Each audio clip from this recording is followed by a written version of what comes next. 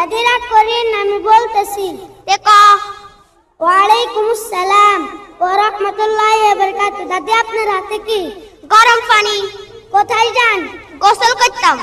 দাদি আপনি যে গোসল করতে যাইতেছেন, গোসল কার ফরজ সেটা জানেন? জানি তো। কি কি?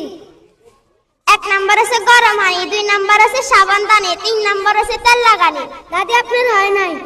হে আলাদি বেশি কা আসে বছর তেল আনি ফুলকাই আছে। হ্যাঁ দাদি রাগ করিয়েন না, আমি বলতেছি। দেখো 1 নম্বরে কুলি করা, 2 নম্বরে নাকে পানি দেওয়া।